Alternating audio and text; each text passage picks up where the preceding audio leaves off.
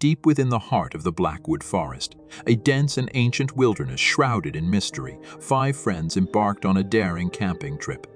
Eager for adventure, they set up camp near the eerie, whispering creek, its waters flowing with an unsettling murmur that seemed to echo the very secrets of the forest. Unbeknownst to them, the forest held a darkness beyond their imagination. As the sun dipped below the horizon, the group gathered around the campfire, sharing laughter and stories. The crackling flames provided a semblance of warmth against the encroaching chill, but the forest seemed to draw closer, its shadows growing longer and more sinister. Their laughter died down as distant whispers carried on the wind, strange voices murmuring secrets that teased the edges of their sanity. Unease settled in and paranoia gnawed at the edges of their minds. It began with subtle glances exchanged between friends, suspicion creeping into their interactions. The first to fall was David, the joker of the group.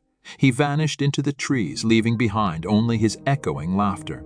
Panic surged as they searched for him, but the forest swallowed his presence, leaving no trace of his existence behind. It turned into nights, and the remaining 4 huddled together in fear.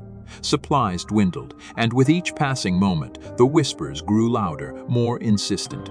Rachel, the level-headed one, succumbed next. She claimed to have seen David beckoning her from the shadows, his face twisted in a sinister grin. She followed the illusion into the darkness, leaving the others to grapple with the horror of their dwindling numbers. Daniel and Sarah, the childhood sweethearts, grew desperate. Their once strong bond began to fray as accusations flew and trust eroded. They dared not sleep, for the whispers seemed to infiltrate their dreams, twisting them into nightmares. The forest itself seemed alive, its branches reaching out like skeletal fingers, urging them to join the shadows. One fateful night, Daniel awoke to find Sarah missing.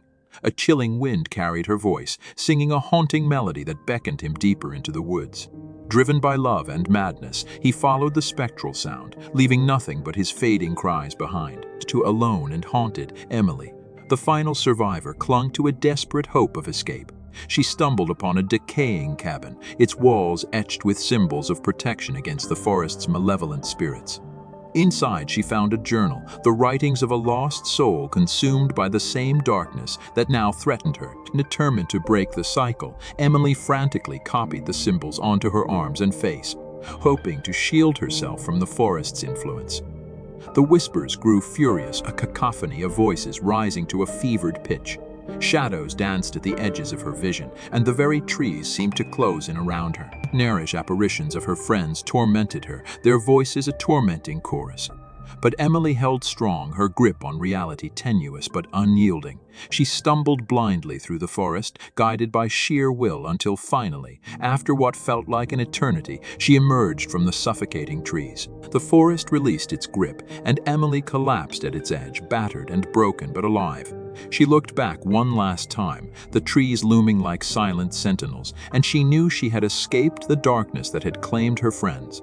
But the memories, the whispers, and the haunting faces would forever remain etched into her mind, and so Emily emerged as the sole survivor of a harrowing ordeal. A tale of friendship, fear, and the unfathomable depths of a forest that harbored more than just trees and shadows. The horrors of that place would forever shape her, a survivor burdened with the weight of the secrets whispered by the Blackwood Forest.